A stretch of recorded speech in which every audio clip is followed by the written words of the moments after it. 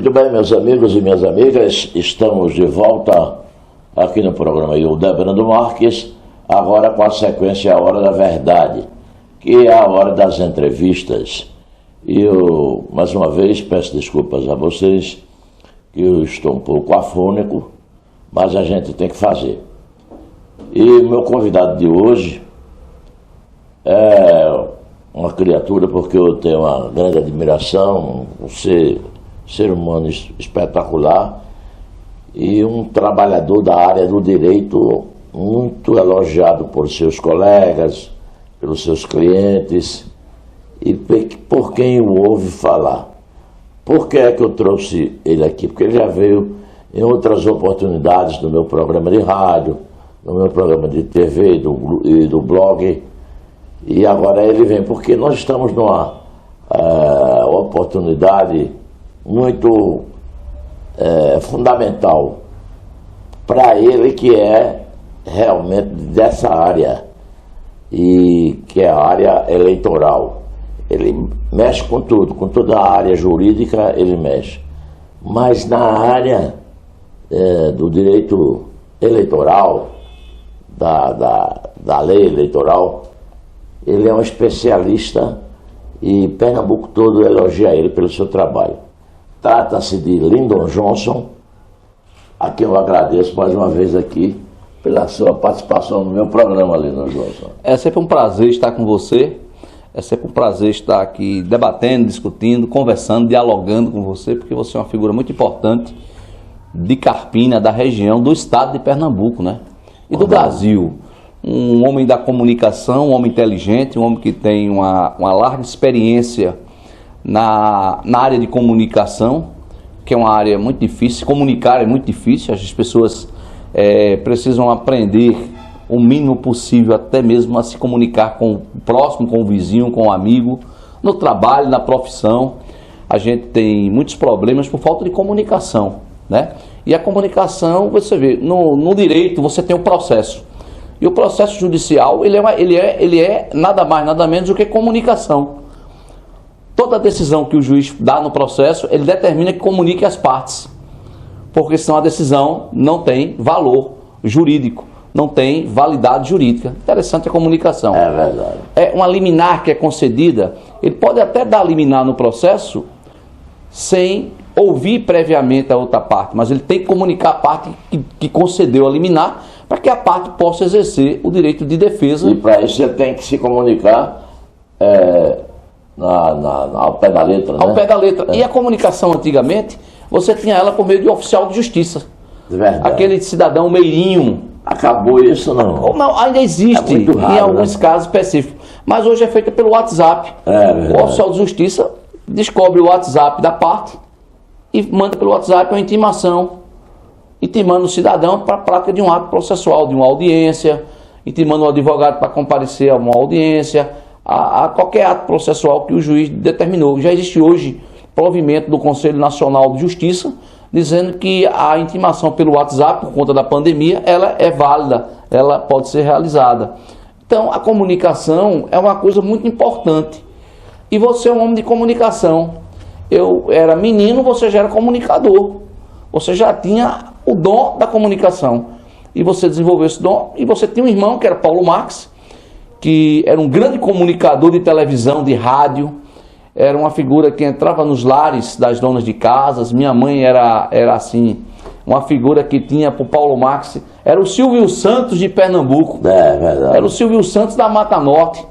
E Paulo Marques, ele era um comunicador que era exemplo de comunicação. Era uma figura que era o Silvio Santos II da comunicação. E aí você já acompanhava Paulo naquela época, e você também tinha um dom da comunicação. Dois irmãos que tinham esse dom de se comunicar. Então, comunicar é muito importante. Meu velho avô já dizia, seu Zé Marques, vai dizer seu João Marques, meu pai, ele dizia, olha, se comunicar é importante, meu neto. Você já puxa um fole aí, já cantarola algumas coisas, isso é um ato de comunicação. Porque quem expressa através da arte, seja o violão, seja a sanfona, seja cantando, também está se comunicando. Se comunicando. O artista se comunica através dos instrumentos musicais, a gente se comunica através dos gestos. O gesto até a gente faz hoje uma leitura corporal, uma leitura labial, né? Até no balançar da cabeça a gente está se comunicando positivo ou negativo, né? Verdade. Às vezes a gente está falando para o nosso interlocutor e está argumentando e ele está balançando a cabeça de forma negativa. Ele está se comunicando, dizendo que não está concordando com aquilo que você está dizendo. Que é até uma falta de educação. Você tem que esperar e depois você dizer, ó, eu não concordo com isso. Não ficar balançando contrário a cabeça. Quando alguém deixa o outro, já deixa o outro meio... Cria uma confusão já aí. Né? Você está argumentando algo e do outro lado a pessoa... Imagine você despachar com o juiz. E no meu caso, um advogado, militante, né, despachar com o juiz argumentando por que não vai conceder aquela medida que eu estou pedindo ali, que eu estou fundamentando, porque o juiz despacha com o juiz, né? O juiz que não recebe o advogado, ele está contrário à lei orgânica da magistratura, que diz que ele tem o dever de atender os advogados e qualquer cidadão que o procure na vara. Ele não está obrigado a atender ninguém, na casa dele, no bar, onde ele estiver, no campo de futebol, no lazer dele. Mas ele, no exercício da função, ele tem o dever de atender. Imagina o advogado argumentando para o juiz, ou o juiz argumentando para o advogado, e o advogado balançando a cabeça de forma negativa. Quer dizer, vai criar uma irritação naquele comunicante ali, que está do outro lado. Quer dizer, aí sai a confusão nos corredores. Eu advogo há 20 anos, eu nunca tive nenhum problema com relação à comunicação judicial. Despachar com o juiz, dizer, excelência, olha, tá aqui, eu tenho um pedido assim, assim, meu pedido tem fundamentação nisso, e eu gostaria que Vossa Excelência despachasse o pedido. Tudo bem, doutor, vou analisar o seu pedido. Ele não está obrigado a nada naquele momento. Ele só vai dizer, vou despachar o seu pedido. Ou positivo ou negativo, mas ele tem que se comunicar. Quando ele despacha, lá embaixo ele diz, intime-se a parte. E aí as partes são intimadas para que tome conhecimento da decisão do juiz. Hoje a comunicação está mais assim, houve uma evolução muito grande no ato de se comunicar. Você entra hoje no PJE, processo judicial eletrônico, acessa e aí você já vê toda a decisão judicial, tudo que o juiz determinou, tudo que ele despachou, o que o advogado da outra parte pediu, que também ele está se comunicando. As partes se comunicam com o juiz juiz é o mediador. Tornou-se mais ágil, né? Muito mais ágil. Eu saí de casa, eu trabalhei de 2 horas da manhã, não aguentei mais, fui dormir, era 2h40, 7 horas da manhã eu já estava com uma petição protocolando no PJE para o juízo eleitoral de Macaparana, que é a zona de Macaparana, que é a 90ª zona eleitoral, que abrange Macaparana, São Vicente e Vicência. Olha, eu teria que levar um pedaço de papel escrito, assinado, chamado petição, lá para Macaparana, para levar no cartório para o rapaz bater um carimbo. E eu mandei, tomando café da manhã, o notebook aberto, o meu cunhado advogado Mário César, que também me ajuda, comigo lá, sentado tomando café na minha casa, que é um cunhado bom, né? Toma café todo dia na casa do cunhado. Ele economiza café da manhã. É verdade. Aí vai para minha casa tomar café da manhã. Mas esse é um café que você gasta com satisfação. A gente conversa muito, aí tem hora que a gente dá uma arengada assim na área de direito. Peraí, escuta, rapaz. Escuta eu falar, rapaz. Aí escuta aí 2 advogados, é meio complicado tomar café da manhã todo dia. Aí eu peticionei, já mandei a petição pedindo uma retirada de um material de propaganda irregular da outra coligação.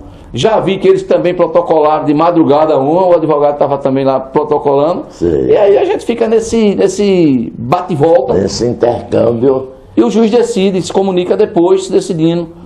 Olhando essas petições de vocês. A petição da gente, olhando, analisando se o pedido tem fundamento. E aí ele também tem que fundamentar a decisão dele, dizer o que é fundamentar uma decisão. Fundamentar uma decisão, Hildebrando, é o juiz dizer por que está dizendo aquilo. Não é simplesmente dizer por dizer. Por que é que eu estou entregando aquilo que você está me pedindo? Por isso, por isso e por isso. Ele fundamentou. O que não pode ser aquela decisão, entregam-te isso e um abraço.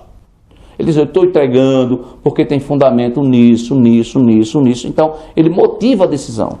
Se a decisão foi imotivada, a parte entra com recurso, alega a ausência de motivação da decisão do juiz e o tribunal analisa, o desembargador tem o poder de reexaminar a decisão do juiz de primeiro grau, chamado juiz de piso. Coisa feia, né? Você dizer o juiz de piso, parece que ele está sendo pisoteado. É a primeira vez que eu ouço essa expressão. Em tantos anos que você tem comunicação. Juiz de piso, o juiz da comarca de Carpina, eles são considerados juízes de piso, porque ele está no piso, está lá embaixo.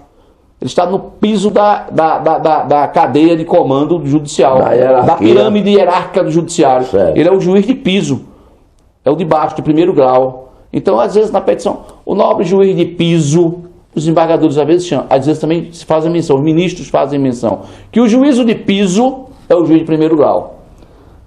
Isso não é ofensa. Isso é um linguajar jurídico, uma comunicação jurídica. Não. É tranquilo, o juiz de piso é o juiz que está no primeiro grau. Geralmente, o juízo de primeiro grau, o juízo de piso é o juiz que está embaixo. É normalíssimo o juiz de piso. Vossa Excelência, que é o juiz de piso, terá sua decisão analisada pelo tribunal, porque eu irei interpor o recurso. E aí o advogado interpõe. Mas, Wendel Johnson, eu tenho aqui uma pergunta muito particular e que também partiu de um internauta meio que me segue e tal. Porque da outra vez que a gente fez a entrevista com você, eu estava lá na Independência. E ele me perguntou, eu vou perguntar a você, mas é uma coisa muito particular. Lyndon Johnson é um nome em homenagem ao ex-presidente dos Estados Unidos? Meu pai era um figuraço, né? Meu pai era um vivedor, um cara que gostava de farra, de final de semana era dele, dos amigos e tal. E ele era uma figura muito criativa, e gostava de gente jovem. Ele interagia muito com amigos jovens. Ele não tinha, era uma figura, meu pai. Ele faleceu com 84 anos, casou aos 40 anos, viveu bem para poder casar. Quando casou já era careca. Eu fiz um implante recente, viu? Tá bonito. Tá melhorando, não tá? Tá bonito. DNA do meu pai. Meu pai era careca, minha mãe bem bonitinha, trabalhava. É isso que eu digo pro irmão que eu tenho, que também é careca. Que faça. Porque se eu fosse, também faria. Poxa, tô arrumadinho. Antônio Moraes fez. Antônio Moraes fez, nossa. Você vê como ele ficou, né? Tá bem. E daqui a um ano eu tô feito você, assim. Rufino fez também. Fez também. Eu quem aconselhei a Antônio Moraes, porque depois ele disse, Debrando, quando ele viu ali Rufino, Debrando, isso vai dar certo. Olha, um cabeleireiro meu amigo, e onde eu fazia cabelo com ele, é Delcio Barbosa. Me disse uma certa vez, e Debrando, o cabelo é a moldura do rosto. Então você pode ter o rosto mais, sabe, moldurado para os amigos, para a família, tudo. É o cabelo. E o implante é necessário. Porque você mesmo está se sentindo melhor lá em cima. Gosto de praia, gosto de andar de quadriciclo, gosto de passear na praia. E aí ele recebia muito sol na careca, né? É verdade. E aí a gente tem a questão do DNA da calvície. Eu vou voltar para o nome. O DNA da calvície, todo mundo tem esse DNA. Há uma parte que você tem uma maior facilidade de calvície. Então o DNA da calvície é aquela raiz capilar que ela vem com o DNA da calvície, ela vai cair, ela vai morrer lá na frente de todo jeito. Então você faz o quê? Você substitui ela no implante. Você tira o DNA que não cai, da raiz que não morre, e faz um implante ali onde nasceu o DNA da calvície que vai morrer, do folículo que vai morrer lá na frente, da raiz que vai morrer, que já está condenada à morte com certo tempo de vida. Então ele pega o DNA que não é da calvície e implanta onde existiu o DNA da calvície. Ele não cai mais. O segredo é esse. Você está se tornando especialista. Aí eu tinha que ler, né, cara? Peraí. Sem mais, você não come. Mas vamos lá. Aí o Lyndon Johnson, meu pai era uma figura vivedora. Gostava de tomar cachaça, de tomar cerveja. Final de semana. Era dele. Socialmente. Era dele. E meu pai, quando... Era uma figura muito criativa. Todo mundo de Nazaré conhecia ele. Era uma figura... Morreu de 84 anos de idade. E aí meu pai fumava e bebia. E eu dizia, cigarro não mata ninguém não, porque papai vai morrer com 84 anos. O cara fumou desde os 14, 15 anos. Aí ele dizia, porque minha máquina é americana. Entendeu agora a questão do nome? Então ele tinha uma situação, meu pai dizia assim, ó, o que é americano é bom. Máquina americana. E naquela época o americano era o primeiro lugar. Aí a Ford, né? O carro Ford, o carro americano. Aí meu pai botou o meu nome de Lyndon Johnson, em homenagem ao vice-presidente dos Estados Unidos, Lyndon Johnson, e botou o nome do meu irmão de John Kennedy. Que foi presidente também dos Estados Unidos. Foi o Johnson. Lyndon, é porque é Lyndon Johnson. Johnson. Lyndon Johnson. Aí ele colocou de Johnny, Johnson. Johnny é John. Johnny é João. Johnson. É uma junção de John, Johnson. Aí meu pai colocou o meu nome de Lyndon Johnson e o nome do meu irmão de João Kennedy. Tudo americano. Todo americano. Só que ele não botou lá John Kennedy, botou João, brasileirou, né? Aportuguesou, né? João Kennedy. Kennedy ele se manteve. Manteve o sobrenome americano. Meu irmão veio primeiro, eu vim de segundo lugar. Meu irmão faleceu aos 28 anos, Novo, problema cardíaco e tal. Certo. E ele faleceu, veio com problema cardíaco. E aí eu fiquei, né, por ali, tal, menino ali, por ali, assistindo o programa de Paulo Marx, Dudu das Meninas, tem um anãozinho, Dudu das Meninas, né? Dudu das Meninas. E ali vendo em casa, naquela televisão grande, mamãe assistia muito, só faltava ele criar o baú da felicidade, né? Aquele carnezinho, até criado, viu? Mas criou o baú da... Oh, meu Deus. Era um que tinha em Recife, que fazia, e terminou fazendo com ele também. Foi logo na estreia dele. Esqueço, não sei o que, da Tesouro da Rainha. Tesouro da Rainha, né? Tá vendo? Aí me lembro de Paulo lá em Nazaré, né? Ia naquelas veraneios, deputado, você com ele, você já andava com ele naquele tempo, já era jovem, bonitão, você foi um cara bonito, postura alta, bonitão. As mulheres ficavam tudo doidas quando Paulo Marcos chegava, era aquela coisa boa. Eu assisti um comício Paulo Marcos na Vila Teimosa, em Nazaré da Mata.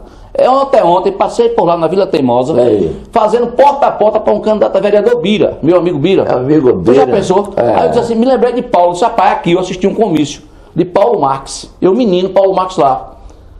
E as mulheres lá em Polvorosa, lá, Paulo Marx, a dona de casa, eram apaixonadas, assim. A televisão também ajudava muito. Ajudava naquele tempo, já tinha Silvio Santos, a nível nacional. E aí eu fui aquele menino ali, Lyndon Johnson, menino de escola pública. Minha mãe trabalhava na escola, Dom Vieira, depois fui trabalhar na DRE, e meu pai tinha carro de praça, era motorista de praça e era conversador, muito conversador, aquele cara que tinha 2 irmãos bem de vida financeiramente, mas ele era o irmão pobre. Aí ele dizia só os irmãos ricos e ele o irmão pobre, eu só falava dos irmãos ricos dele. Mas não estava nem aí para nada, para ajeitar os meninos. Mas tinha um círculo de amizade. Grande, era amigo do seu Pedro Costa, amigo de Alcides Teobaldo. Alcides Teobaldo Paulo Marques ia muito lá na casa dele. Alcides Vieira de Azevedo, chefe político de Nazaré. Não é? Lembra dele? Me lembro. Aí chamava Alcides Teobaldo. Eu tive um irmão, de Gil. Eu tive um irmão, Carlos Marques. Esse eu não sei se você conheceu, mas esse era afilhado. Minha mãe deu como afilhado a João Teobaldo de Azevedo. O pai de Joãozinho. De Joãozinho, que é irmão de Alcides Teobaldo. Pronto. Alcides Vieira de Azevedo. Pronto, então minha mãe era líder política aqui, líder comunitária, essa coisa toda naquela época. Pai de Gil Teobaldo. Exatamente. Gil está sepultado no cemitério de Nazaré da Mata. Gil Teobaldo está sepultado no cemitério São Sebastião, em Nazaré da Mata, na terra dele. Advogado, Brigão também. Do Brigão. Eu fui para o enterro de Gil. Poucas pessoas no enterro, né? Mas Gil estava lá, João Teobaldo estava. Tem Gilney. Né? Ginei ou Gilney? Gilney, Gil, João Teobaldo, que é vereador de Nazaré. E Gil era meu amigo, doutor Gil. A gente conversava muito. Meu pai era compadre de Gil. Agora era uma loucura. Gil era padrinho de João Kennedy, meu irmão. Gil, né? Gil Teobaldo era padrinho. E aí eu me criei em Nazaré, estudei. Tem meu irmão Paulo, que estava naquela live lá com a gente. Que é procurador de Pau d'Alho. Sim, baixinho, magrinho. Ele é do tamanho do meu pai. Eu puxei mais a minha mãe, que sou mais grandão. E aí a gente estudava lá. Meu primo Jandir também, filho do irmão do papai, de Jandir. A Jandir formou-se em Direito, eu me formei, Paulo se formou, Jandir se formou. Jandir foi ser delegado de polícia. Eu queria advogar, Paulo era policial civil, saiu da Polícia Civil para ser procurador de Pau d'Alho, passou no concurso. Eu fiz o concurso depois para procurador de Nazaré da Mata, aí sou advogado público de carreira, sou procurador de carreira de Nazaré, lá tem 2 procuradores, fiz concurso e advogo também na iniciativa privada, né? Porque você tem um advogado privado e tem um advogado público. Quem são os advogados públicos? O advogado público é o defensor público, que é o advogado daquelas pessoas que não podem pagar um advogado, o Estado disponibiliza. Hoje é investido mediante concurso público. Naquele tempo, aquelas Zacarias, Zé de Pedro, da assistência judiciária. Henrique Queiroz é defensor público também. Não sabia. Henrique Queiroz, ele é aposentado. é da antiga assistência judiciária do Estado, que dava assistência aos pobres. Então, quando... E agora é candidato até lá em Buenos Aires. Buenos Aires. Aí, quando em 88 veio a Constituição de 88, eles criaram a Defensoria Pública como órgão de Estado. E aí, todos aqueles assistentes judiciários antigos foram absolvidos. E eles passaram a compor o quadro da Defensoria Pública. Muitos já estão aposentados. Zacarias Guedes ainda resiste aqui. É um moicano danado, é o último moicano, é um guerreiro. Ainda resiste. E os outros se aposentaram. Lindo, essa é a sua história com o senhor Dono que desfez esse equívoco, não é bem equívoco, é esse desconhecimento sobre o nome, mas eu tinha quase certeza que era com relação ao vice-presidente dos Estados Unidos. Acho que chegou a ser presidente. Ele assumiu, o Kennedy não morreu? Foi. Aí ele assumiu, mataram o Kennedy. Mas dizem que ele conspirava contra Kennedy e tal. Tem uma situação aí. Esse negócio de vice é um negócio bem complicado. Todo vice tem a perspectiva de sentar na cadeira, né? Segundo o prefeito de Botafogo, a cadeira não cabe os dois, né? O prefeito e o vice. Botafogo tem a figura, diz isso. E aí você... Entrevistei ele aqui na semana do aniversário dele. Ou outro. Inclusive, meu aniversário foi dia 19. Certo. Completei. Desse mês. Desse mês. Eu sou de setembro, de 19 de setembro de 1970. Estou completando 54, né? 54 anos. 54 anos. 54 anos de vida. Agora vamos voltar para a sua área, que você é procurador da Prefeitura de... Faz tempo isso? Eu tenho 10 anos no cargo de procurador. Já faz no exercício do cargo de procurador eu tenho 10 anos, tem uma década. Tem uma década. Mas é muito conhecido, tem uma folha de serviços prestados, não só a Nazaré da Mata, mas a região, aqui, que ele está falando aqui comigo agora, é uma prestação de serviço para os meus internautas, para a minha pessoa e outras pessoas, porque essa conversa que nós estamos tendo agora é uma conversa didática, é uma conversa que ele faz com o maior carinho, não se nega, nunca se nega. A gente chama, não só a mim, mas a outros comunicadores, amigos meus da região, então não deixa de ser uma prestação de serviço. Mas vamos começar, Lindon Júnior, falando de política, sobre o caso que está em toda a nação, do debate que houve na TV Cultura, com os 6 candidatos a prefeito de São Paulo, o Ricardo Nunes, que é o atual prefeito, está disputando a reeleição, com o Boulos, que é deputado federal e que está disputando a Prefeitura de São Paulo, com o Datena, que é um apresentador de televisão muito famoso do Brasil, com o Pablo Marçal, que é não sei bem, é um coque, como chamam as pessoas que trabalham com internet. Ele diz que até que é muito rico através da internet. É o quarto. Aí nós temos a Tabata, que é a mulher de João Campos, prefeito de Recife, e outra Maria Helena lá, de um partido menor. Essa semana, no debate, na TV Cultura, o Marçal, ele fez uma provocação muito grande em cima de Datena. Ele está esperando uma oportunidade, porque ele já sabia que Datena é de pavio curto.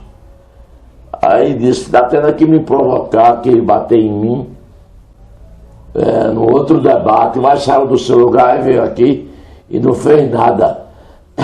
Porque nem para isso, Datena, você é homem para isso. Quer dizer, uma provocação que para o camarada, pelo menos aqui no Nordeste, quando eu digo que a pessoa não é homem para isso, está tirando a masculinidade da pessoa.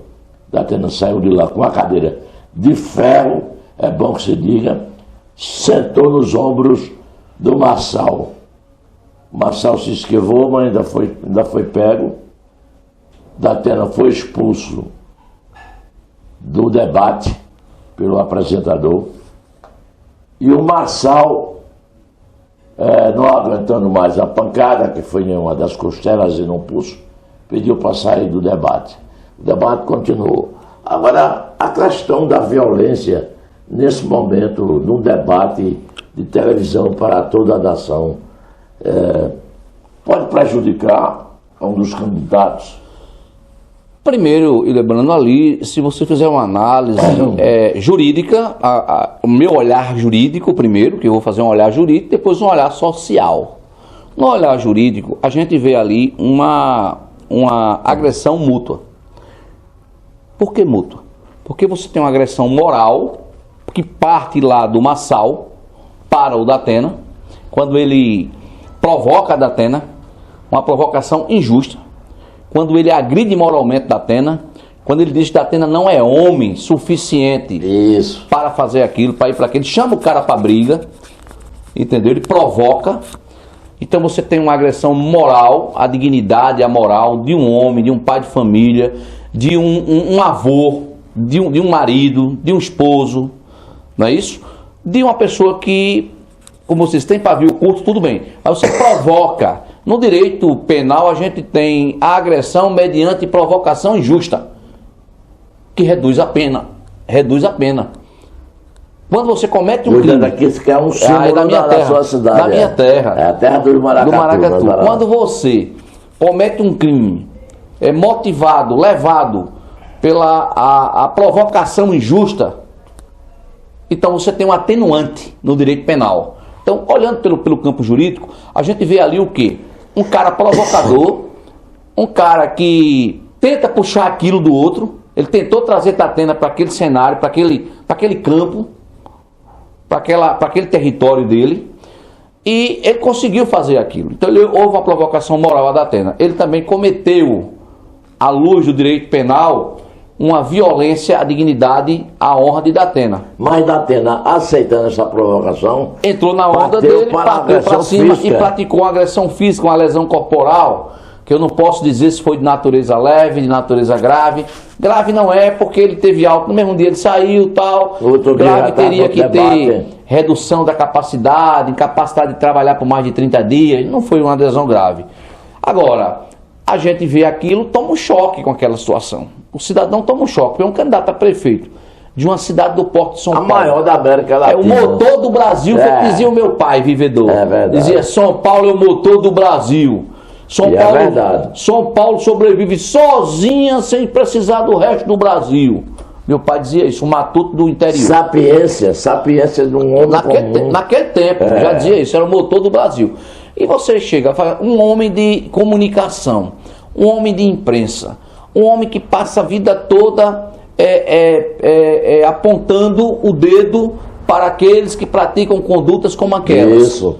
Né? Na TV, entrando na casa das pessoas, das donas de casas, das senhoras, que minha sogra assiste ele todo dia lá em casa. Todo dia tá lá, é ele, depois vai para da Band, sai para outra, vai para aquele bate, vai para Gotino. Eu já sei o nome dos caras porque eu escuto o dia todo. Entrando em casa, eu tô escutando ela lá na televisãozinha dela. Ela tem 80 anos, ela vai mais para cantinho, vai ver a TVD, tem que respeitar. Ela fica ali. Então ver um negócio daquele, realmente é uma coisa que não poderia ter ocorrido. A gente tem que...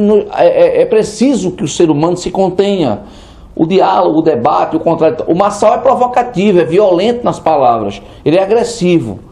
Entendeu? São palavras que realmente entram, que ingressam dentro da intimidade das pessoas, da vida das pessoas. Chegar a dizer que Datena praticou um estupro quando Datena não teve o processo de estupro, quando Datena não teve condenação por estupro, quando alguém acusou ele lá de um assédio e depois a pessoa, segundo informações, chorou, pediu desculpa, não sei o quê, e aquilo foi arquivado e tal, e você trazer aquilo para o campo, um cara que é avô, um cara que é pai de família, um cara que... Então aquilo é provocativo, cara. A gente precisa entender que existe um campo que a gente não pode entrar, que é no campo da intimidade das pessoas, de atingir a dignidade das pessoas. A gente precisa respeitar as pessoas, entendeu? Nem todo mundo consegue se conter.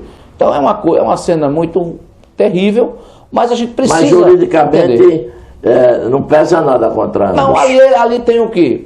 Uma lesão corporal, se ele teve algum hematoma, se houve hematoma, dá lesão corporal. Se quebrou uma costela do rapaz, vai dar uma lesão grave, entendeu? Aí, se fosse ele falando, ele ia dizer quebrou a costela, quebrou a asa. Porque ele é provocativo. Se fosse ele aqui, ele dizia, não, mas não quebrou sua asa. Ele ia dizer asa com Datena. Eu sei que ele ia fazer isso. Porque ele é provocativo.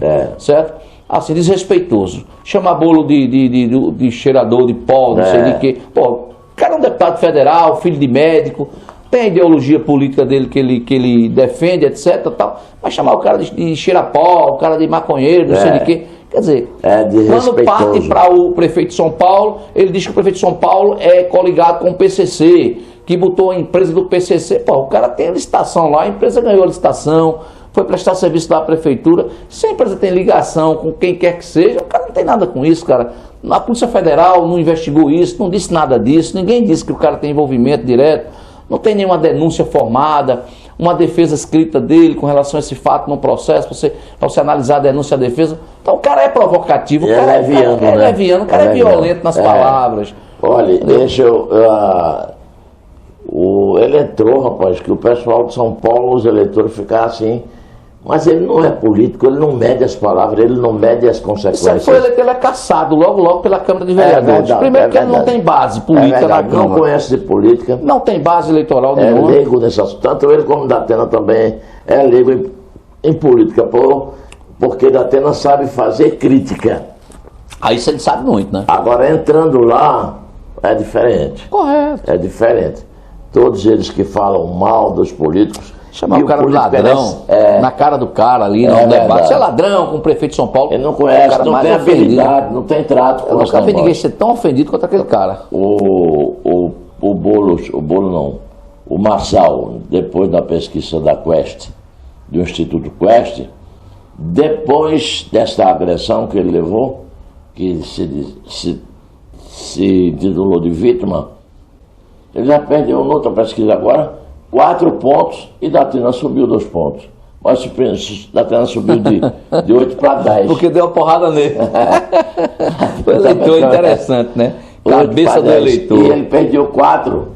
E vai perder mais ainda porque ele não tem o que falar. A turma estava gostando dessas provocações dele. Mas aquele foi muito mal para o país.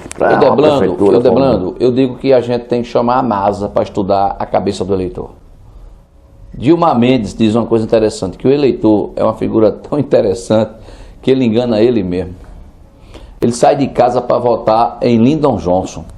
Ele está firme que vai votar em Lyndon Johnson. Quando chega na urna, ele vota em Hildebrando. É verdade. Entenda isso. E se ele encontrar um dinheirinho... É aí que complicou. E outra coisa, o eleitor...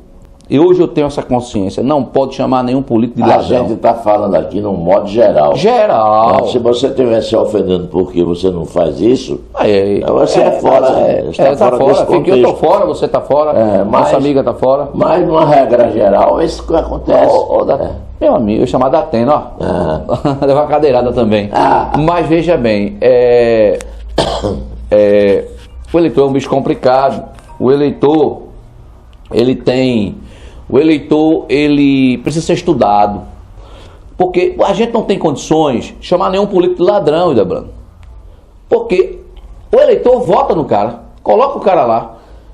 E sabe o que acontece? Pede um saco de cimento, pede um botijão de gás, pede um milheiro de tijolo, aí pede o pedreiro, aí pede a colher do pedreiro, aí depois ele pede o móvel da casa, pede para a televisão que está quebrada, tal. Então esse cara está fazendo com que o político seja corrupto, porque ele corrompe o político. Uma vez eu disse a um empresário lá no Banco do Brasil, disse, não, porque o servidor público ele se corrompe. Eu disse, ele não se corrompe, ele é corrompido por vocês, empresários. Porque se não tiver a figura do corruptor, não existe a figura do corrupto. É verdade. Você chega numa prefeitura, pega um fiscal de uma prefeitura do Porto de Carpina, quer fazer um loteamento ou coisa parecida, e aí precisa da outorga daquele pobre servidor público, aquele cara que recebe um salário mínimo. E aí vocês chegam oferecendo terreno, oferecendo dinheiro, oferecendo um lote daquele. O caba olha, tem uma filhinha que está casando, tem um filhinho que está casando, e o cara não tem nenhum teto, não tem nada. Ele diz, meu Deus do céu.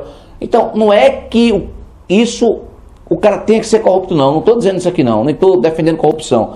Eu só estou dizendo, se não for lá a figura do corruptor, para cima desse funcionário, que muitas vezes não tem uma formação, moral, não tem... uma pessoa que está ali há muitos anos, sem nenhum esclarecimento daquilo, que não tem uma perspectiva de melhoria, de nada. Então você corrompe aquela figura.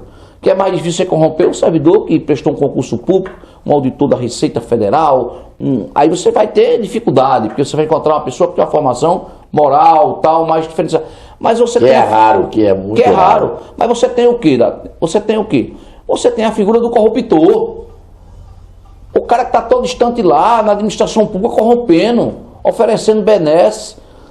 Aí o cara vem chamar o servidor público de corrupto. E diz corrupto sem corruptor? É verdade. Sem aquele que quer tirar vantagem, que quer levar vantagem. Aí eu sou empresário, pago imposto. Todo mundo paga imposto. Nós que somos servidores públicos, você que é servidor aposentado, você tem o seu imposto de renda descontado na fonte. Salvo se tiver um problema de saúde, algo que se enquadre na isenção fiscal. Né? Pessoal cardíaco e tal. Mas você, o servidor público, ele já é descontado na fonte. Ao empresário, eu pago imposto. Eu também pago, meu amigo. Todo mundo tem que pagar imposto. E o pobre paga mais ainda. Todos têm que pagar. Então, essa situação... Você paga imposto, amigo, desde a compra de uma caixa de fósforos, você está pagando imposto. Com certeza.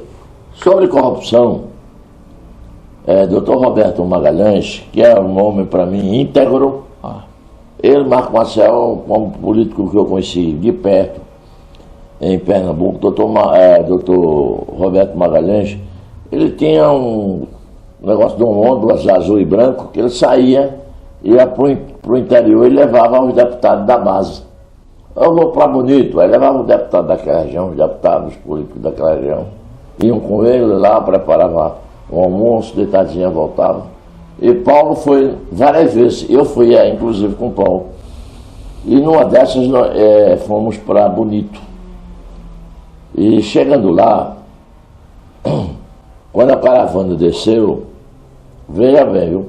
Quando a caravana desceu, um cidadão lá, humilde, um votante, um eleitor, Dr. Roberto Magalhães, conseguiu furar a segurança e chegou perto do Dr. Roberto.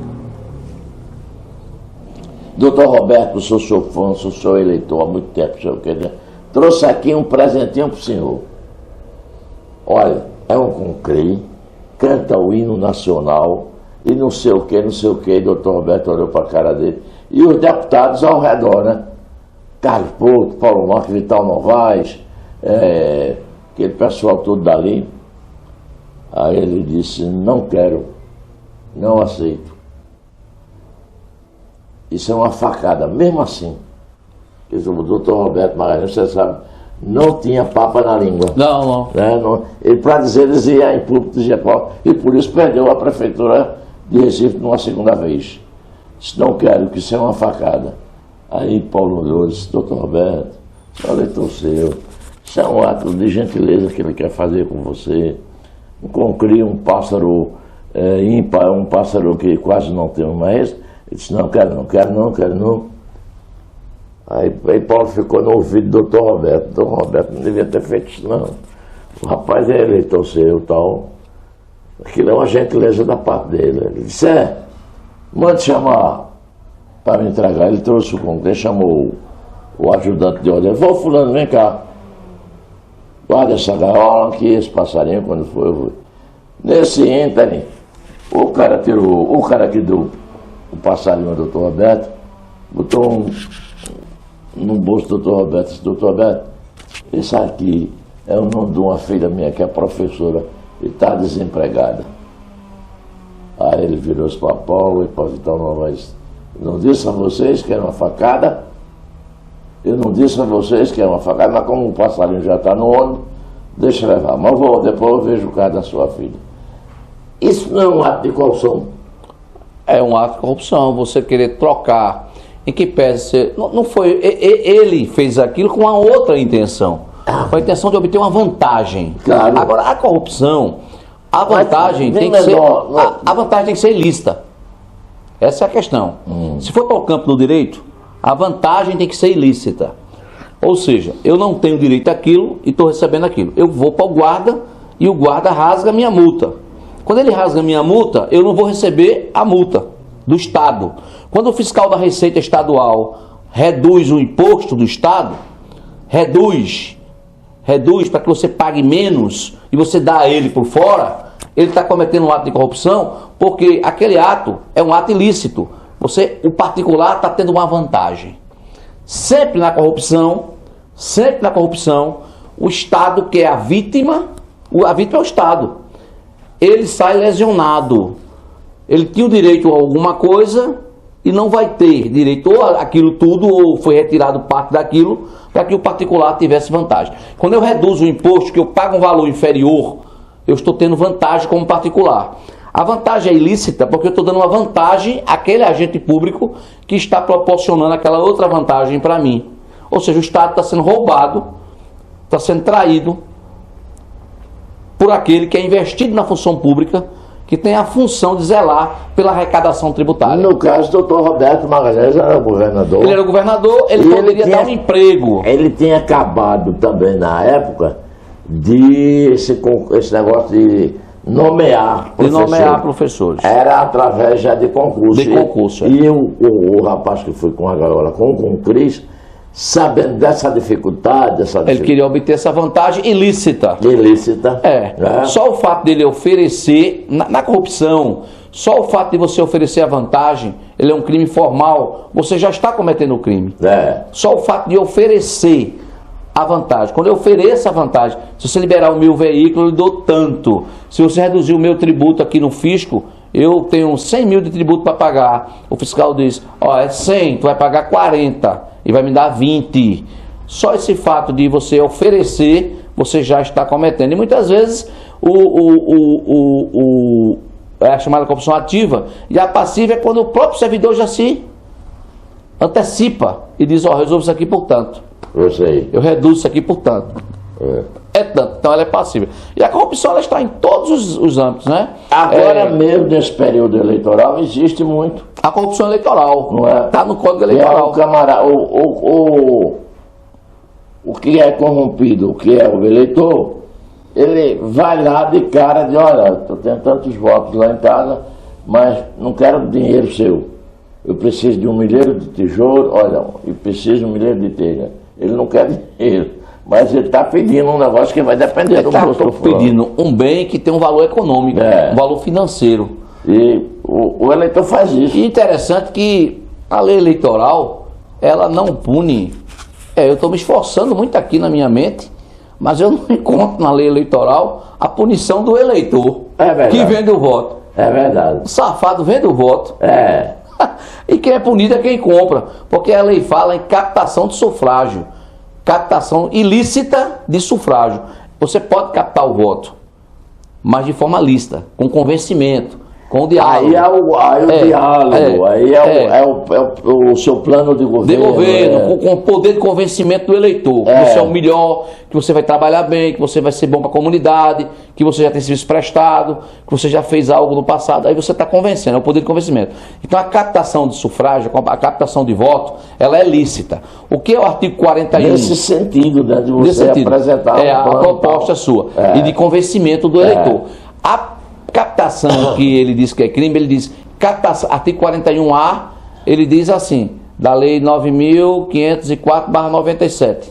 Está na cabeça está boa. Aí o 41A diz, captação ilícita de sufrágio, compra de votos. Aí você pode comprar votos, você pode dar tijolo, pode dar areia, qualquer bem que tenha um valor econômico, juridicamente. Olha, porque tudo é juridicamente, rapaz, essa palavra é tão bonita.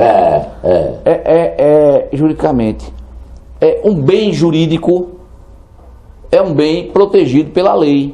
Então, a casa é um bem jurídico, o carro é um bem jurídico, tudo aquilo que tiver um valor, principalmente o direito penal. É o patrimônio, né? Principalmente o direito penal, o poder sancionador, ele protege um bem patrimonial. A vida é um bem jurídico. A integridade física do ser humano é um bem jurídico. São bens jurídicos. E os bens jurídicos são protegidos. Então, o voto... E a honra é um bem jurídico, um bem jurídico. Não está lá no Código Penal, o crime de injúria, calúnia e difamação. Muita gente chama de defamação. Não deixe ninguém chamar defamação no seu programa. Diga assim, é difamação. Às vezes pelo amor de Deus. Inevitável, né? Eu tenho um amigo delegado que ele chamava defamação. Eu dizia, não passou, não. Não é DE, é DI. Você não pode fazer Aí isso. então chama também advogado. Advogado, rapaz. É isso que o advogado é quando o cara é um pouco fraquinho, não sei o que, né? Não faça isso. Advogado, Não pode. É indignante. É advogado que não tem nem I, nem E, nem A. Aí você compra voto. Então, quando você compra o voto, por meio de tijolo, cimento, você está cometendo um crime de captação ilícita de sufrágio. E perde o quê? Se for apurar, a Justiça Eleitoral, ela tem um mecanismo de apuração, que é a ação de investigação judicial eleitoral. O partido político pode denunciar, o candidato pode denunciar, o Ministério Público Eleitoral pode denunciar. E aí, o que é que acontece? Quando isso ocorre, o cidadão responde a um processo eleitoral, o processo, ao final, resulta com a cassação do registro de candidatura dele, e é o que aconteceu com o Bolsonaro, e a impossibilidade de se candidatar por 8 anos. Nós vamos ao intervalo, é rápido, a gente vai e volta para continuar essa conversa com o Dr. Lyndon Johnson.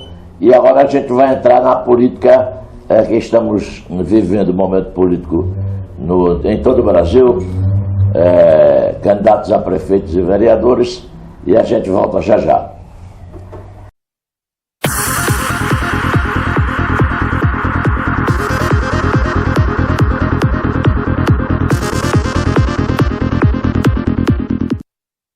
Bem, meus amigos, estamos voltando na hora da verdade aqui no programa Hildebrando Marques, hoje conversando aqui com o advogado Dr. Lyndon Johnson, procurador da Prefeitura Municipal de Nazaré da Mata já há uma década, e nessa época muito convidado, é convidado várias vezes, porque ele também presta serviços a várias cidades, partidos políticos, e querem saber da realidade, o tintim por tintim. Tem um cidadão também que é advogado, que é um amigo meu, que foi procurador da Assembleia Geral da Assembleia Legislativa, Márcio Albuquerque, me parece. Desdobrando o direito político é o mais complicado que tem. Que o cara diz uma coisa que é um político, manda ele fazer, ele vem totalmente com uma coisa errada. Lá vai a gente mexer. E como é nessa época você, que é muito procurado pelos partidos políticos, meu amigo Lyndon Johnson? Veja bem, a gente orienta de acordo com a lei eleitoral, porque quem faz a lei eleitoral são os políticos. A justiça não faz lei. Eles estão lá fazendo lei. Então, eles proibiram o quê? Antigamente tinha uma campanha de 90 dias. Agora de 45. Eram 3 meses, aí 45. Antigamente o político distribuía um boné, um chaveiro, uma régua, uma caneta com o nome dele, não era assim? Era tão bonita de pegar um chaveirinho de Paulo Marx, sabe? Uma canetinha com o nome Paulo Marx, um amigo de fé e tal. Aí você tinha aquilo ali, guardava aquilo ali, na lembrancinha do candidato. Passava tanto tempo lá. Um dia, quando o político voltava, encontrava aquilo, né, na casa. Olha, seu Paulo, tem isso aqui seu, olha. Ou às vezes a foto. A foto do cara e tal. Então eles restringiram, proibiram a distribuição, chama de distribuição, de brindes. Aí, lápis, caneta, caneca, essa caneta aqui, aí deu blando, pronto. Você pode ter aqui, mas se for candidato, você não pode fazer isso em quantidade elevada para distribuir com os eleitores. Que isso aqui é um brinde, uma caneca com a sua fotografia aqui, ó, tá vendo? Então, isso aqui o político não pode fazer, ele pode até fazer um para ele. Ou o eleitor pode chegar ali e mandar fazer um impresso do candidato dele. E foi eu que fiz. Aí pode, a manifestação individual. Esses brindes acabaram tudo. Acabaram tudo. Então, o político... O que é que pode o político hoje só pode bandeira, material impresso, pode tirar o outdoor, aquele outdoor bem grande que você tinha. Aquele, você chegava assim, aí na cidade de Carpina tinha um outdoor do cara lá. Feito aquele que eu tinha ali. Pronto, aquele ali. Se for naquele tamanho, pode. Até 2x2, que é 4 metros. Superou os 4 metros, já dá outdoor. Mas se você pegar 2 de 4 metros, botar junto 2 faixas grandes, já dá outdoor. É multa eleitoral. E as paredes, Lyndon? Não pode mais pintar parede também. Parede não se pinta. Você pintava. O cara vendia a parede. O cara vendia o muro dele da casa para pintar o muro dele do político. Era o período que o pessoal ganhava um dinheirinho, né? Pinta aqui minha parede, bota o nome do candidato. Tinha os comícios que era chamado showmício. Showmício, Onde os artistas... Agora, os artistas não se mobilizaram, cara. Esse país é uma coisa interessante. Você mexe com a imprensa, ninguém se mobiliza. A lei vai, passa, é sancionada. Aí o cara, mas e agora? Passou no Congresso. Como é que faz um negócio desse? Antigamente o cantor trazia Novinho da Paraíba, ele cantava lá, não diga adeus, era uma festa no palanque danado. Hoje você usa uma porcaria de um paredão, fazendo barulho numa coisa, ninguém aguenta aquilo, terrível, perturbando. Terrível, Aí você não permite que um cantor, um artista, ele hipoteque apoio àquele candidato e que ele vá lá no palanque, além de dar um discurso, ele cante, faça um show ali para aquele candidato. Era lindo os comícios antigamente, você terminava de falar, vamos pro show agora. Era um show. Eu vi muito show em Nazaré de Jaime Corrêa, showmício com o Novinho da Paraíba, ia pro palanque de Jaime. Aqui em Campina também, a maioria dos candidatos traziam um artista regional, isso ajudava ele, dava um cachê. E deixaram os deputados fazer. Deputado faz muita besteira, né? Aprova muita porcaria, muito entulho. Passar lá no Congresso, eles sabem que aquilo vai prejudicar ele. Mas passar para quem faz aquilo? Mas sacanagem, Delbano. Para ele não ter despesa na campanha. Porque imagine uma cidade feita Carpina com 3 candidatos. Tem um que é mais fraco financeiramente, né? Tem outros que tem mais capacidade financeira, mais lastro financeiro. Aí o cara pega e bota o Wesley Safadão no show dele aqui em Carpina. Olha. Acabou com a cidade. E o outro candidato não pode contratar o Wesley Safadão, né? Que é 500 mil o show dele. Aí vai trazer um artista mais fraco. E aí, Fabiana Pimentinha. Justamente, eu vi muito ela. Aí você tem o quê? Você tem uma disparidade, e isso aí pode desequilibrar o pleito. Isso é o entendimento dos mais sensatos. Os outros mais maliciosos dizem assim, eu vou gastar dinheiro, pô, se eu for fazer isso, eu sou deputado, tem 20 municípios. Se cada município for botar o cara a fazer um show, eu estou lascado. Vou gastar muito. Então, cortar essa história. Então, o que os deputados vêm fazendo cada vez mais é tentar diminuir o gasto de campanha eleitoral. Então, hoje você trabalha com praguinha, que é aquela cola no peito. Você trabalha com o chamado santinho. Aí eu até tentava entender esse negócio de santinho. Por que chama santinho? Não sei. É porque você não tem aquele santinho Santo Antônio. Antigamente a gente guardava aquele santinho. Que comprava na feira ali, o santinho, né? Deixava em casa, é o santinho ali. Aí o santinho do candidato, que é a foto dele mesmo, do próprio candidato. Então você tem o santinho do candidato. Interessante. Aí você tem o santinho, que é o papel impresso que você distribui. Tem o que cola, que é o adesivo. E aí você tem também a bandeira. Pode ter uma faixazinha, pode ter faixa. Fotografia. Pode ter fotografia do candidato. Você não é o santinho? Aí tem um santinho ali, não tem problema não. Você pode fazer. Agora você não pode ter propaganda superior ao adesivo. Ele tem que ser no tamanho de... É o tamanhozinho que tem, ele não pode ser uma coisa muito grande. No carro, só pode... Como no seu caso ali. Seu carro tem um pé furado. Aquele é do seu irmão. Tá ali, que é candidato. Então tá lá o pé furado dele lá. Aí você... A lei eleitoral diz que na traseira do veículo, no vidro traseiro, você pode ter material perfurado do tamanho do vidro. Não pode passar do tamanho do vidro. Tá legal aquela propaganda sua, não tem nenhuma irregularidade. Nela tem que ter o nome do candidato, o nome da coligação que ele pertence. Se ele não tiver coligação, é do partido, que agora não tem mais coligação para vereador. Era uma coisa que eu ia perguntar a você. Chapão, né? Porque dizem que ficou mais complicado para o vereador, que ele tem se baseado na votação dele, dentro do partido dele. Quer dizer, vai ter partido que pode eleger a 2 a 3 vereadores, dependendo da votação do lá da frente ou dos cabeças, e tem vereador que vai ser eleito na marra com o voto de todos, juntando... Antes você tinha coligação proporcional. Você pegava todos os partidos que tivessem vereadores e juntava os partidos, formava uma coligação. Carpina vai em frente. Aí juntava 5 partidos ali. E aí os 5 partidos, eles somavam para atender o quociente eleitoral. Somados os votos todos dos partidos, aí você ia somar todos os partidos, a soma de todos os partidos, dividido pelo número de vagas na Câmara de Vereadores, você teria um valor que corresponde ao quociente eleitoral. Vamos supor que votaram... Tem quantas vagas para Carpina? 15. 15 tá agora, 15. Eu tinha 17, agora 15. Vamos supor que, juntando todos os vereadores, todos os partidos políticos, todos os votos válidos dos partidos políticos, teve 150 mil votos em Carpina. Eu disse, eita, 150 mil votos. Um exemplo. Aí você dizia, 150 dividido por 15 dá 10. Então o quociente eleitoral é 10 mil votos. O que quer dizer isso? O partido A coligação que não atingir 10 mil votos não faz ninguém. Então as coligações geralmente atingiu.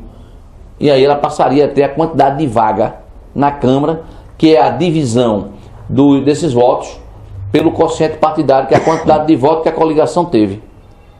É meio complicado de explicar assim na rapidez, mas eu vou tentar explicar. Vamos supor que Carpina tenha nessa eleição, um exemplo, tá? 150 mil votos para vereador. 150, porque não tem, né? Estou só dando um exemplo. Para dar um exemplo não tem, exato, para dar um valor exato. Diz que tem. Vamos lá, 15 mil votos para vereador. O eleitoral de Carpina, segundo o IBGE, é 50 mil votos. Pronto, vamos lá. 15 mil eleitores votaram para vereador em Carpina. Você pega 15 mil eleitores de vereador, divide ele por 15 vagas na Câmara. Dá quanto? Dá 1.000. 15 mil por 15 vagas dá 1.000. Não é assim? Não é 1.000? É, 1.000. É, 1.000. Aí você pega o quê? E o que é esse 1.000, Lindon Johnson? Esse 1.000 é o chamado quociente eleitoral. Decore isso aí. Quociente eleitoral. E o que é o quociente eleitoral? É a divisão do número de votos dados para vereador pelo número de vagas na Câmara. Isso significa o quê? Que o partido político que não tiver 1.000 votos não elege nenhum vereador. Ele levou ponto de corte. Se ele tiver feito pelo menos 2.000 votos... Aí ele já faz 2 vereadores. 2 vereadores. Tá tranquilo. Se ele tiver 1.000, mas tem uma rabeira... Aí vai para sobra. Certo. Aí você vai ver se na primeira rodada você preencheu as vagas na Câmara de Vereadores. Na primeira rodada, todo mundo, se ficou faltando 2, 3 vagas para preencher, vai para a segunda rodada. Aí vai somar esses votos da rabeira. Aí vai dar outra rodada para ver qual desses partidos que atingiram vai ter direito. Mas já tem uma regra do STF que quem não atingiu ainda pode entrar para pegar uma vagazinha. Ficou mais complicado. É muito complicado. Tudo é muito complicado. Que eu acho até, Lindon Johnson, que o vereador, não seja ele no município, seja ele na capital, é o que mais encontra obstáculos de concorrentes, quer dizer, demais concorrentes. Eu fui candidato a vereador, fiquei na primeira suplência, mas enquanto eu chegava nas casas, fulano dizia, rapaz, já estou sem grana aqui. Às vezes meus amigos, rapaz, eu sou candidato, mas rapaz, eu também sou candidato. Não é? Eleição vereador é difícil. Não é fácil, não. Eu acho. Eu estava conversando com o deputado Joel da Harpa. Joel. Eu sei quem é. Menino bom, aquele menino, gente boa, viu? Cara de bom muito de atuante, muito atuante. Ele já vai ele está no terceiro mandato. Terceiro mandato, Ele é bom de mandato, aquele menino. Ele foi candidato a vereador em Jaboatão e perdeu a eleição para vereador. Foi. E se elegeu deputado na seguinte. Foi. E aí? Vê que coisa. Lá perdeu para a concorrência no próprio município dele. Foi, ele perdeu lá para vereador, ele ficou primeiro suplente. Ele foi para casa eleito, cheguei em casa, tinha perdido a eleição. Eu Sérgio, aí fui deputado, ganhei. E aí, fui para a reeleição, ganhei, eleição não ganhei, então tô aí. Terceiro mandato. Então ele perdeu para vereador de Jaboatão. Veja como eles são de vereador, por conta dessa situação. Fulano é meu parente, fulano é meu amigo, fulano é meu vizinho, fulano é, irmão, é amigo do mecânico do meu carro, fulano é não sei o que, não sei de que, o mecânico do meu carro. Às vezes o mecânico do carro do cara pediu voto, o cara vai votar, porque o mecânico pediu, que é amigo dele. O cara que joga dominó, não sei o que, é muito complicado o tal da eleição de vereador. O voto mais difícil é a eleição para vereador. Agora, Lindon Johnson, você tem andado muito por aí, petição disso, petição do partido, tem encontrado muitos problemas nessa eleição?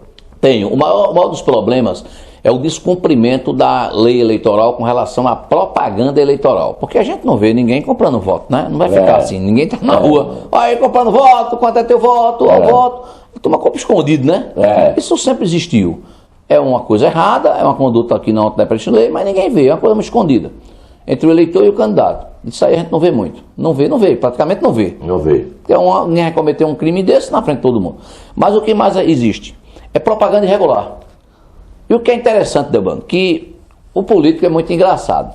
Eu tenho um município, por exemplo, que o meu candidato, o meu constituinte, né? O meu constituinte, lá eu não voto, lá eu sou advogado, ele faz uma propaganda irregular.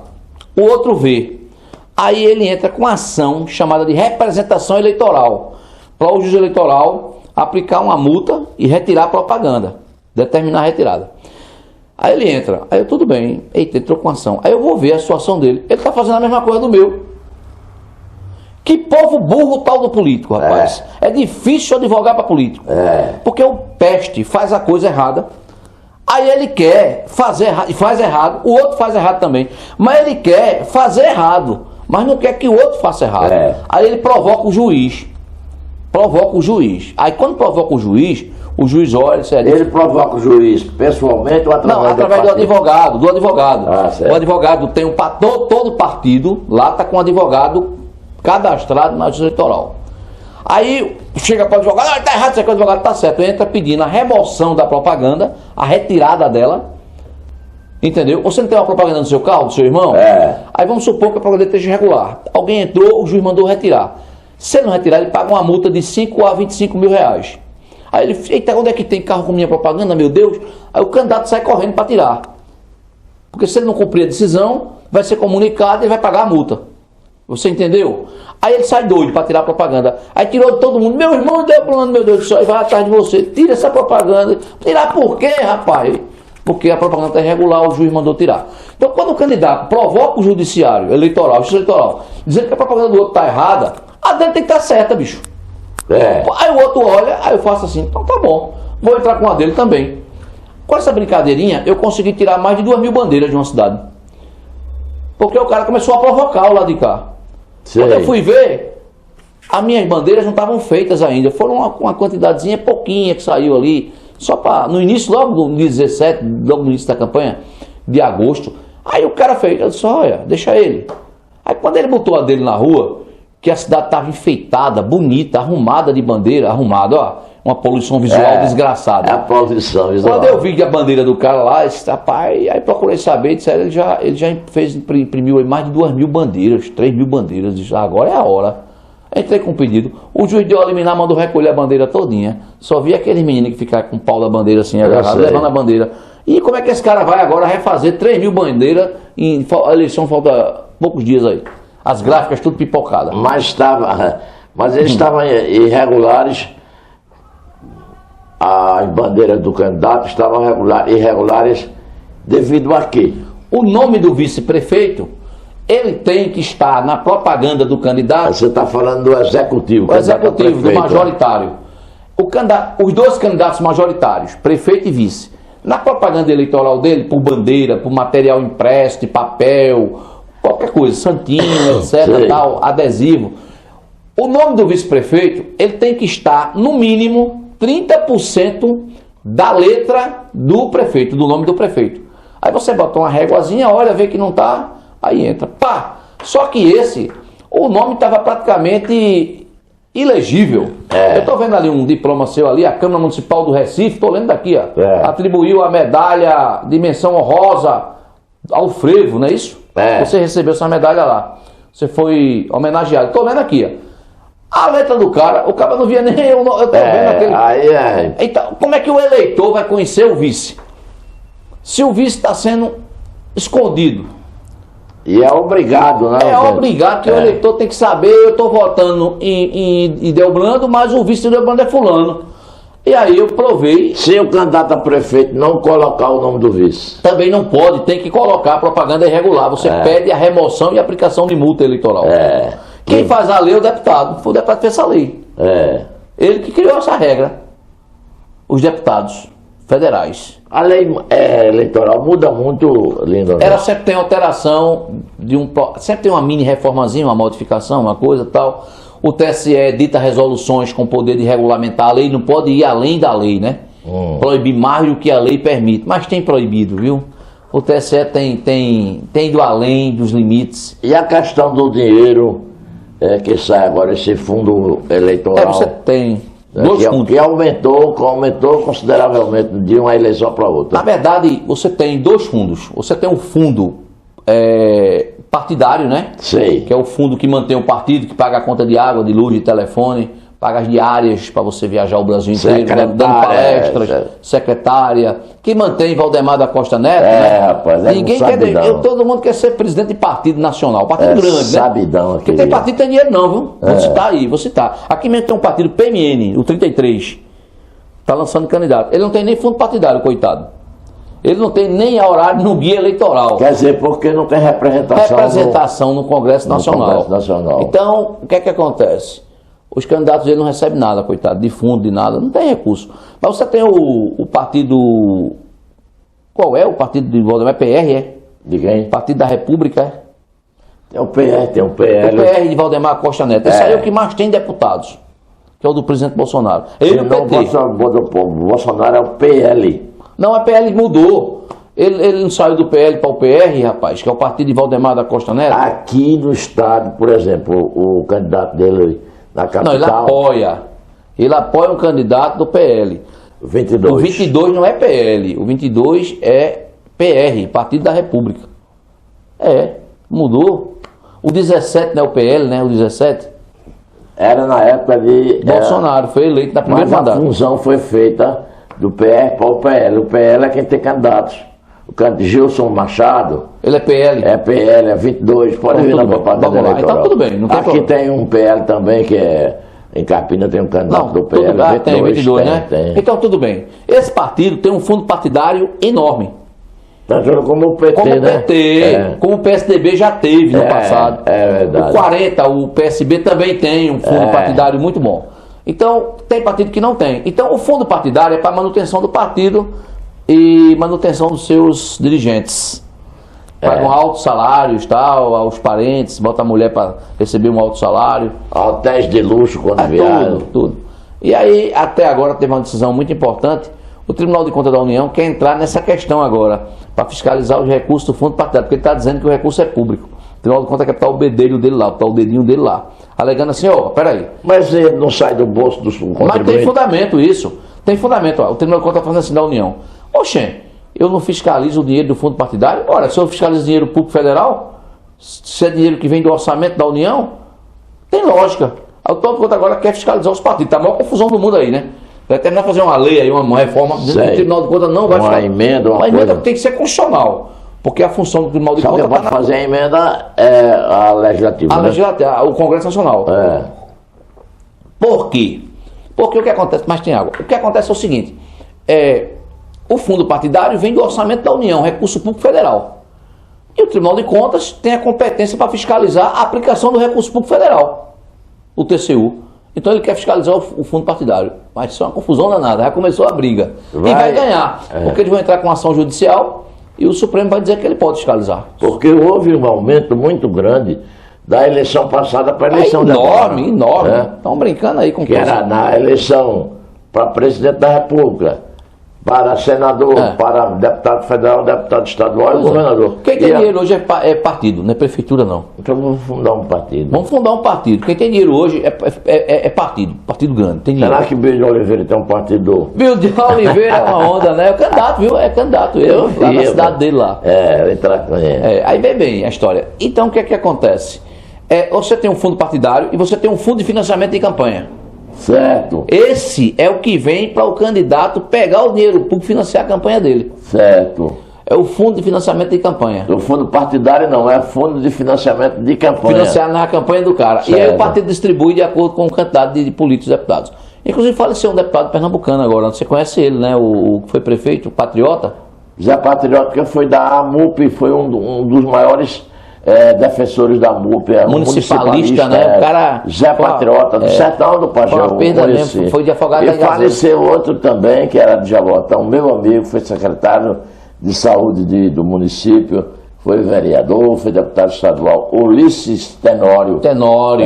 O mais recente agora, o deputado, que ele é do PSB, já está uma confusão, né? Você sabe da confusão? Não. Rapaz, de ontem para cá, quem vai assumir o cargo de deputado, quem vai ser o sucessor. Tem um vereador, Davi Muniz.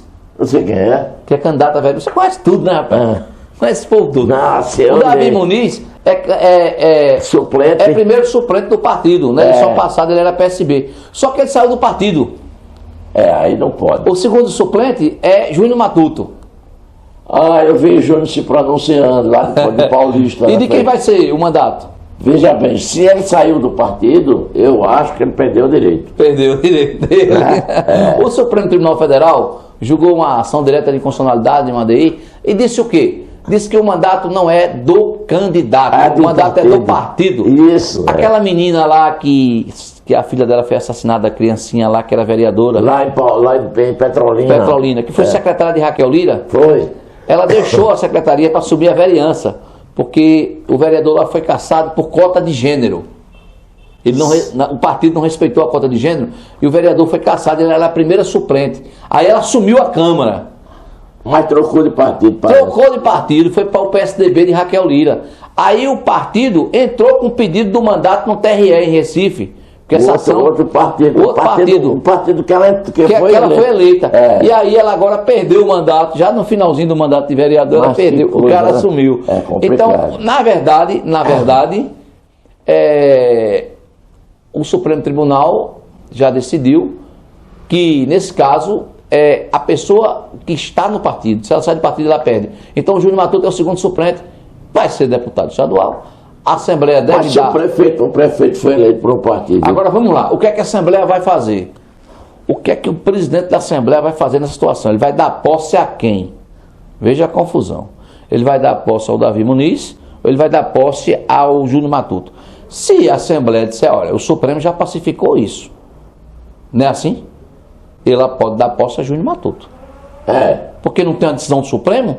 A decisão não é em matéria de ação direta de constitucionalidade, ela não é erga omnes. O que é erga omnes? Para todos. Eu pergunto... Uma decisão erga omnes para todos. Ele fez... E o Davi Muniz é candidato a vereador em Recife. A reeleição. Vê que situação o cara está. Mas se ele saiu do partido para ser candidato, está lá no partido, está lá no... Ele saiu na janela. A janela agora de abril é março, tem uma janela, foi abril.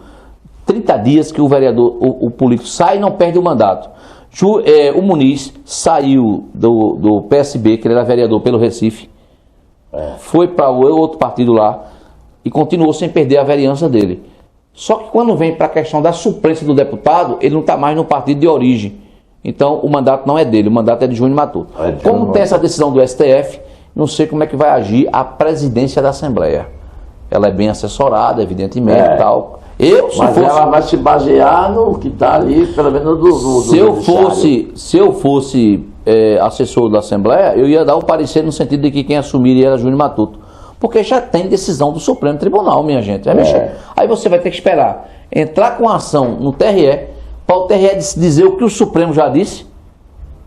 Aí o TRE vai passar aí 4, 5 meses para resolver isso, 6 meses. Termina o cara passando 6 meses sem mandato. O prefeito, se fizer isso, ele também perde? Não, prefeito nem senador da República, nem vice-prefeito pode sair do mandato, não perde não. Quem perde é deputado. Só o deputado e vereador. O legislativo, né? E o deputado municipal, o vereador. Esse perde. Meu amigo Lindon Johnson, conversa boa, transparente, gostosa. A gente passar aqui 2 dias conversando, mas como a gente tem esse tempo aqui, a gente já estourou um pouquinho, mas eu quero agradecer demais a você pela sua vinda. Saiu de Nazaré com seus afazeres tudo, do dia a dia, mas ele não se roga, não faz de rogado. E onde a gente convidar, ele vai e vem dar essa aula sobre a legislação eleitoral. Eu quero agradecer a sua participação mais uma vez.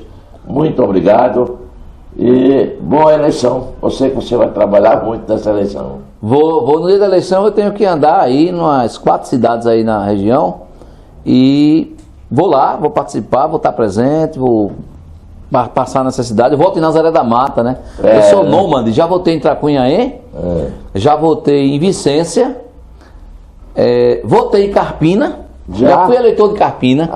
Então porque assim, ambulante eleitor. Porque a minha profissão, como eu exerço em vários municípios, e tenho assim vinculação, eu tenho um domicílio eleitoral bastante flexível. O domicílio eleitoral é flexível, né? Basta você comprovar um vínculo... Um médico também pode ser. Pode, um médico, um radialista. Assim, o domicílio eleitoral, basta você ter relações profissionais ou relação... entre municípios. Com o município. Um parente do município, amigos no município, até relação de amizade. Se você cultiva lá naquele município, você tem um parente que já exerceu um mandato eletivo, exerceu uma função pública, aí você consegue transferir o seu título de eleitor para lá, sem nenhum problema. Quer dizer que nessa eleição, quer ir em outras também, você vai de município a município, onde você foi convidado para prestar seus trabalhos, você tem que estar presente nisso. Não, eu vou lá dar uma passada porque a gente geralmente bota uns advogados lá, mas o pessoal não tem muita experiência, né, do processo eleitoral, da situação. E o dia da eleição é mais confusão, né? Um brigou com o outro, foi confusão. Delegado de partido se chamar, você vai também? Não, delegado de partido fica preso lá na cidade. Geralmente é uma pessoa afiliada ao partido ou um aliado político. Então o partido indica 3 delegados na zona eleitoral e lá ele fica fazendo a fiscalização da eleição. A eleição é fiscalizada pelo juiz eleitoral, que é o dirigente, quem preside a eleição no município, é fiscalizada pelo promotor de justiça eleitoral. O promotor de justiça é tomado emprestado do Ministério Público Estadual para ser promotor eleitoral. E aí ele fiscaliza a eleição, ele sai na rua olhando as sessões, olhando tal, olhando para cá, olhando se tem problemas e tal. O juiz eleitoral dirige o processo eleitoral. Os advogados partidários fiscalizam a eleição também. Os advogados. Os delegados partidários, que são membros do partido, fiscalizam. Os fiscais fiscalizam, são representantes de partidos. Na sessão eleitoral pode ter um fiscal de um partido, um fiscal de outro partido. O delegado, ele gira, ele fica circulando, entendeu? Ele não fica naquele ponto ele fixo. Ele vai em sessão em sessão. Vai, qualquer sessão tem acesso. O fiscal é por sessão, você pode ter um fiscal de um fiscal de outra. E aí se tiver 3 candidatos, 4 candidatos, tem 4 fiscal lá. Que é justamente para você garantir essa situação da lisura do processo eleitoral. Qualquer reclamação a gente faz ao juiz eleitoral. Ele é quem preside, o advogado vai ao fórum, ou encontra o juiz numa sessão, se ele estiver fiscalizando. O juiz eleitoral, ele é obrigado a permanecer no município? Ele tem que estar no município no dia da eleição, ele já está no preparativo no dia anterior. E um juiz que tem 3 ou 2, 3... Não, mas é assim, a justiça eleitoral, ela é toda tomada emprestada da justiça estadual. Então, ele faz o seguinte... ele pode mandar aqui para o dia da eleição em Carpina, como tem Lagoa do Carro, que é termo judiciário, vamos chamar assim, antigamente usava esse termo. Ele manda um juiz eleitoral para Lagoa do Carro. Então, um juiz de direito de uma cidade que o juiz eleitoral tem cidade que não tem juiz eleitoral, né? Vamos lá. Tracunhaém. O juiz de Tracunhaém, ele não é juiz eleitoral de Tracunhaém. Ele é de Nazaré da Mata. É o de Nazaré. Porque a zona eleitoral, ela é criada por lei federal. Só distingue ou modifica uma zona por lei do Congresso Nacional, não é interessante isso? E a zona eleitoral de Nazaré é a 23ª, ela abrange Buenos Aires, Nazaré e Tracunhaém. Então, no dia da eleição, o juiz eleitoral de Nazaré da Mata, que é o titular da zona, o juiz que julga os processos, ele fica em Nazaré da Mata. E qualquer coisa que acontece em Tracunhaém ou Buenos Aires? O tribunal manda um juiz substituto para lá. E por que ele não poderá se deslocar? É porque, por isso mesmo, o deslocamento, o tribunal antigamente era o mesmo juiz. Se acontecer algum fato em Tracunhaém... Lá tem um juiz eleitoral designado pelo tribunal para o dia da eleição. Ah, certo. Entendeu agora? Entendi. Ele dá essa estrutura. O TRE pega aqueles juízes que não são juízes de zona eleitoral. Por exemplo, você pega um juiz de Recife. Recife tem o quê? Quantas zonas eleitorais, eu acredito? Eu não sei, vamos lá, que tem 5 zonas eleitorais. 10 zonas. Então o juiz de Recife tem 10 juízes eleitoral. E tem um da propaganda, que cuida da propaganda eleitoral. Tudo é para propaganda, vai para aquilo. Tem os 10 da zona. Aí mas Recife tem quantas zonas, tem quantas sessões eleitorais, né? Aí ele pode fazer o seguinte, ele pode pegar os juízes das zonas eleitorais e pegar aqueles juízes que são lotados. Doutor Zé Raimundo, foi juiz de Carpina, nosso amigo, conhece ele, né? Conheço. Raimundo é juiz da capital. Ele já está no nível superior. Mas vamos supor que ele lá não está como eleitoral. Aí o tribunal faz, ô doutor Raimundo, o senhor quer ir para o dia da eleição para Buenos Aires ou para Carpina, auxiliar lá o juiz eleitoral? Quero. Aí ele ganha uma gratificação. Ah, sei. Aí ele vem designado. Sei. Aí aqui ele vai atuar com o juiz eleitoral de Carpina. Ele pode ir para Lagoa do Carro, por exemplo. Aí quando chega aqui ele vai para Lagoa do Carro. Ele faz a eleição em Lagoa do Carro e o juiz aqui, doutor André, que é o que está no eleitoral, ele faz a eleitoral de Carpina. Você está entendendo? Então, como não tem, em toda cidade tem zona eleitoral na sede, Lagoa do Carro não tem zona eleitoral na sede, a zona eleitoral é na sede de Carpina, concorda? Mesmo depois de emancipada, Lagoa do Carro... A zona é uma só, Carpina. A 20ª zona. 20ª zona, Carpina. É o mesmo juiz. É o mesmo juiz eleitoral. Então, Passado o dia da eleição, aquele juiz vai embora, acabou. O que tiver de problema ali para resolver, quem resolve é o juiz da zona eleitoral, o titular. Vamos dizer assim. Na época de Bolsonaro, Bolsonaro queria que as urnas tivessem o voto impresso também. Além da maquininha, ele queria também que os votos fossem impressos. Eu acho isso que era irrelevante. Mas os partidários de Bolsonaro queriam, junto com ele, disse que podia ser falso. As urnas são confiáveis? Totalmente, totalmente. Se tem uma coisa perfeita, que parece que foi Deus que fez, goste quem não gostar aqui da nossa entrevista, é a justiça eleitoral. Eu nunca vi tanta perfeição, não. Parece que foi Deus, que tudo que Deus faz é perfeito. Eu estava dizendo a um cunhado meu, que ele é até bolsonarista, advogado. Ele disse, olha, tu não conhece a justiça eleitoral, tu não lidar com ela, tu não trabalha com ela, tu nunca fizesse direito eleitoral. O que há de mais perfeito está no direito eleitoral, na justiça eleitoral. Olha, como é que funciona a abertura da urna? A urna é levada para o local de votação. Lá tem 2 fiscais no local de votação. O fiscal do partido A, do partido B e o do partido C. Tem 3, vamos supor. O funcionário que está servindo à justiça eleitoral é um servidor público, que foi requisitado. Ele vai abrir a urna para iniciar a votação de 8 horas da manhã. Existe lá um botão que ele vai apertar, que vai sair a chamada zeresma. Você perguntar o que é zeresma, metade da população não sabe. O cara que está dizendo que tem 0 votos, ele não sabe de nada. Zeresma, 0 voto na urna. Ele tira o saldo da urna, é o saldo bancário da conta. Ele aperta o botão, sai a zeresma. Aqui, ó, 0 votos nessa urna. O fiscal assina. Ele faz aquilo antes de começar a votação. Antes de começar a votação, na presença dos fiscais partidários.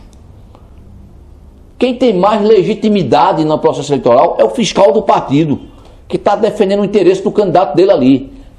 Principalmente na eleição municipal. Aqui tem esses candidatos todos, vai estar um representante de cada um, em cada sessão eleitoral. Vai abrir a sessão, a votação, zeresma. Aí você tira o extrato bancário, tá vendo que tá zerado, assine. Cada fiscal recebe... Assine e recebe. Certo. Abriu a sessão, começou a votação, para lá para fora agora. Fica aqui fiscalizando daí, da porta. E aqui vai começar o processo eleitoral. O pessoal entra, se identifica, vota. Se tiver irregularidade fiscal, levanta a mão. Opa, tem irregularidade aí. Qual é a irregularidade fiscal? Não é virar a mesa, né, bicho? Querer virar a mesa... Não existe. Tinha gente aqui que queria virar a mesa. Não pode virar a mesa. Tinha gente que queria virar a mesa. Tem gente que quer virar a mesa. Não pode. O fiscal, calma. A autoridade ali é o mesário. O presidente da sessão. Né? Aí ele, calma, vamos ver o que... Dali, ele impugna. Se ele impugnar aquilo ali, ele tem que ter conhecimento de causa, de direito eleitoral, para impugnar uma irregularidade.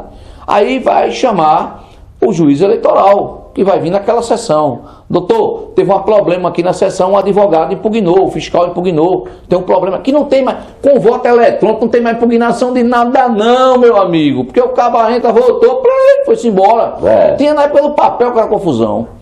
Às vezes o cara está inelegível, porque sofreu uma condenação criminal, sofreu uma condenação por improbidade administrativa, não está na relação de eleitores. Você está falando do candidato nesse caso. Não, do eleitor. Como? Tem eleitor que foi votar, que já foi político, chegou lá, o nome dele não estava na relação. Ou um cidadão comum que foi votar e o nome dele não está... Como é que meu nome não está na relação? Aí o cara olha para lá, olha para cá e diz, olha, vai no cartório eleitoral. Quando o cara chega no cartório eleitoral, brabo, no dia da eleição isso, o cara diz, o senhor sofreu uma condenação, foi? Condenação de quê? Só tem um crime de estupro lá não sei aonde, na cidade. Com essa cabeça, Olha, o senhor foi condenado lá e está com seus direitos políticos suspensos. Quando ele foi votar, não aparece o nome dele, porque ele tem uma condenação... Na relação lá, física, com o nome dos candidatos. Porque quando tu chega na sessão eleitoral, tem um caderno de votação lá, não tem um caderno de inscritos? Aí ele vai, Idelbrando Marques, tal. Dê sua identidade, um documento com foto. Ele olha, senhor. Idelbrando Marques, pronto, senhor. Bota sua digital aqui, tá liberado, vai votar. Aí você vai lá, seu nome não está lá. Você, como é que estava na eleição passada, não está nessa? Um exemplo prático. Carlinhos do Moinho. Ele, não é nem candidato aqui, está comentando. Ele não votou na eleição passada lá em Lagoa do Itaenga. Ele não era eleitor. Na primeira vez que ele foi, eu não tem não. Ele tinha uma inelegibilidade, ele tinha uma condenação. Ele cumpriu a condenação dele, aí depois ele foi lá, se restabeleceu eleitor e ele agora pode ser eleitor e pode ser candidato e é candidato, um exemplo. Eu sei. Então, se o eleitor não estiver naquela relação, é porque aquele eleitor, ele tem um problema de Justiça. justiça, Com a justiça. de elegibilidade. Ele está inelegível por alguma razão.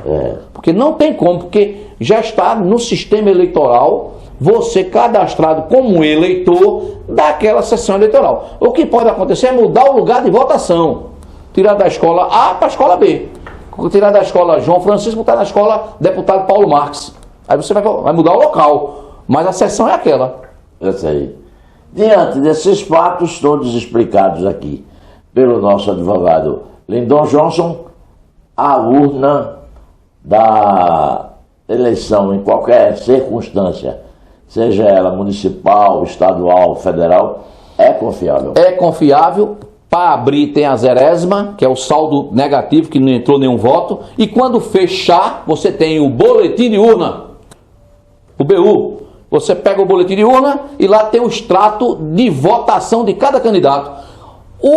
O fiscal sabe primeiro do que o juiz eleitoral, do que a justiça eleitoral. Porque antes de levar a urna para o fórum para fazer a inseminação, o fiscal já sai com o extrato da urna com o nome de todos os candidatos votados naquela urna. Cada fiscal recebe um. Ela imprime mais de uma via. Tem 3 frentes políticas ali. Um exemplo, Joaquim Lapa, a menina, que é Eduarda, o Bruno Ribeiro, são 3 candidatos aqui, né? 4, tem o Aldinho do Danone. Ali sai o nome dos 4 candidatos com a votação naquela urna e entrega para o fiscal. E ele leva no bolso, sai na carreira, leva lá para o pessoal do partido para entregar lá para o pessoal fazer a computação extraoficial. E o juiz está lá no fórum.